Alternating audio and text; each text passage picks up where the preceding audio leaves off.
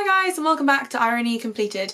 Today's video is going to be a book club. Yeah, I haven't done a book club video in a really long time, but basically I might have said this in my previous book club video from a few months ago, but I was just so busy with my dissertation, and then to be honest the like 5 weeks that have passed, 6 weeks that have passed since the dissertation, I've been drunk for 4 of them, and I mean like just constantly drunk for 4 of them. I'm not an alcoholic and I don't encourage that kind of behaviour, I just being honest with you guys. So I didn't do a whole lot of reading since the last time I did a book club video, but I did manage to read 2 books in June, so I thought I would film one anyway, and I also felt like my channel was becoming a little bit too much like beauty focused. So if you guys have any other types of videos that you would like to see me do on this channel, I'm really interested in maybe doing some more like conspiracy videos, some more true crime kind of videos. If you'd be interested in that, then let me know down in the comments, or let me know what other kinds of videos you want to see, more book videos, movie videos, whatever. I will definitely listen to you guys' thoughts and what you want to see. But for now, let's get on with the June book club.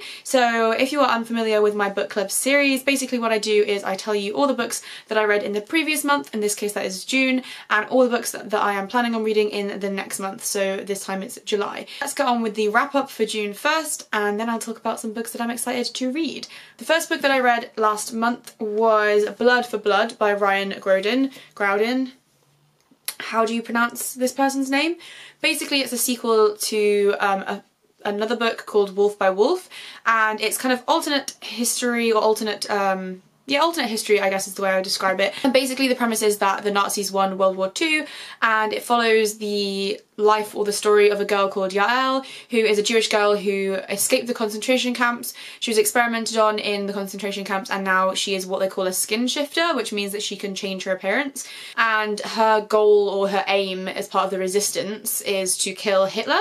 So the last book kind of ended on a massive cliffhanger, and I don't want to spoil it in case anyone's interested in reading the series, which I would highly recommend you do. But basically the last book ended on like a massive cliffhanger, and this book picks up where that one left off. It's a really emotional story. There's a lot of kind of reminiscing and reuniting in this book compared to the previous book. She finds people that she thought were dead, people who she is really close to do die, and it's a very like emotional, heart-wrenching kind of story, and it follows Yael from the first book, and also Luca Lau from the first book, who is another competitor in the motorcycle race that's in the first book, and then also the brother of the girl that she impersonated to get into the race, and it follows their journey back to Germania, back to the resistance. It's a really interesting series. I would highly recommend it if you're into young adult fiction or kind of like dystopian fiction, but it's not really dystopian-y because it is alternate history. But either way, I would really recommend it. It's a very like fast-paced read, and it's one of those gripping novels that you won't be able to put down, and I'm definitely interested in seeing if this author has written any more stuff. If you have read anything else by him, then let me know. I'd be super interested to find out. And the second book that I read in June is a really good one that I would highly recommend anyone read. I loved it. It was seriously amazing, and that is The Girls by Emma Cline. It is absolutely breathtaking. My copy got absolutely destroyed because I took it to Guernsey and I think someone must have like spilled something on it or splashed it. It's a sad life. It's kind of sticky too. Anyways, basically this book is about the Manson family murders, but not, if that makes any sense. So it's about a 14-year-old girl who becomes involved in a cult, and there is a charismatic figure at the heart of this cult called Russell, and he is extremely similar to Charles Manson, and I think the author basically says in the epilogue that she was like trying to make parallels with the Manson family cult, like that was her intention. She becomes involved in this cult, she becomes involved with Russell, this like Charles Manson kind of figure, and really she's involved with Suzanne, who is one of the girls who is a part of Russell's cult, and she's kind of infatuated with her. She's only 14 and the girls and the other people in the cult are a lot older than her in a lot of instances. It kind of shows the ways that people can get like caught up in these kinds of situations, because I guess from an outsider's perspective it's like, why do these things appeal to these people who are involved in cults? But this kind of shows the like rose-tinted view of it all, and how she kind of like slowly snaps back to reality and how everything kind of crumbles, and it also kind of documents the lead up to the murders that the cult commits and all the kind of like downfall before that. This book also switches between like the present day Evie as like a middle-aged woman and 14-year-old Evie, or like her remembering 14-year-old Evie being involved with the cult, and it's just such an amazing read. It's so dreamily written, like you can totally understand why people like became infatuated with these cult figures and stuff, because of how like dreamy it all seems when it's presented in a certain way, if that makes any sense. But also it is just so interesting, and it's, like I said, a fictionalized account of the Charles Manson murders, but it made me go and watch like a ton of documentaries about Charles Manson and the Manson family.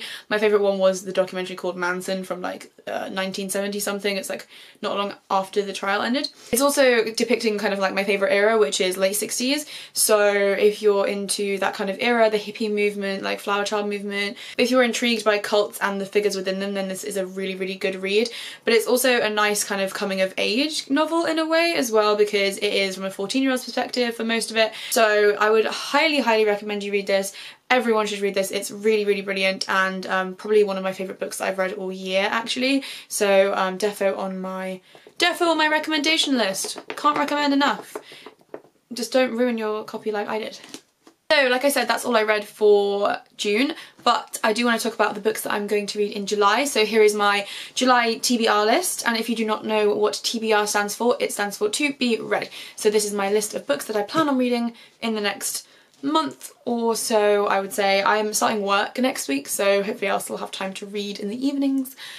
I pray, I pray. One of the books that I have started reading today actually is Never Let Me Go. I picked this up from a secondhand bookshop, my favourite secondhand bookshop, which is one in Sleaford, that everything's a pound basically. I talk about this bookshop way too much, to be honest. Like I mention it in every video where I talk about books, so I think everyone who's ever watched a book club video knows that this Sleaford bookshop is my favourite bookshop.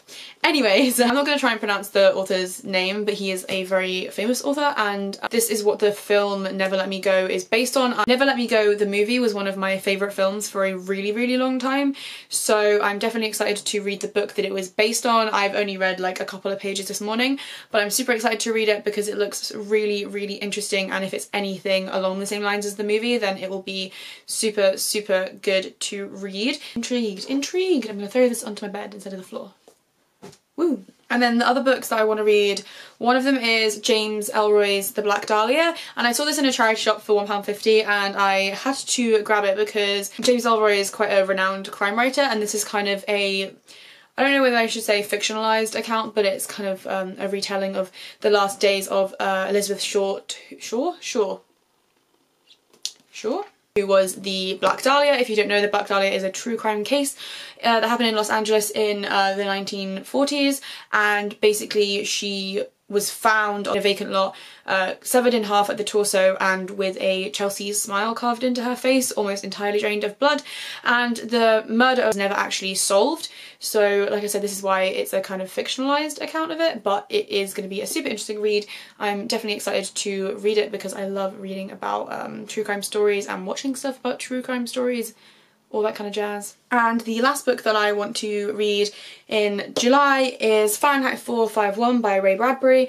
I've wanted to read this for a really long time, but especially since I read Slaughterhouse 5 by Kurt Vonnegut, which I loved. I did a book club video where I mentioned that. If I can find the link to it, then I will link it down below. I absolutely adore this kind of style of writing, so I'm super excited to read this. Actually, when I bought this from Waterstones, the checkout guy was like super excited for me to be buying it. It's definitely a book that I should have read already by this point in my life, considering I'm 21 and I did an English literature degree, but I haven't got around to reading it yet, so I'm definitely going to get around to reading it this summer. I'm super, super excited to see what the hype's about, and hopefully I'll love it because I did love Slaughterhouse 5. Yeah, this is kind of like in the same vein as far as I'm concerned. They're often kind of like grouped together in discussions. This is the last book that I'm hoping on reading in July. So that's everything for this book club video. Please let me know down in the comments any books that you read in June and any books that you are planning on reading in the near future, or any book purchases that you made recently. I would love to know. If you want to follow me on Twitter, Tumblr, Instagram or Facebook, they will all be linked down in the description, along with everything that I'm wearing and what's on my face right now. Thank you guys so much for watching, and I will see you in my next video. Bye!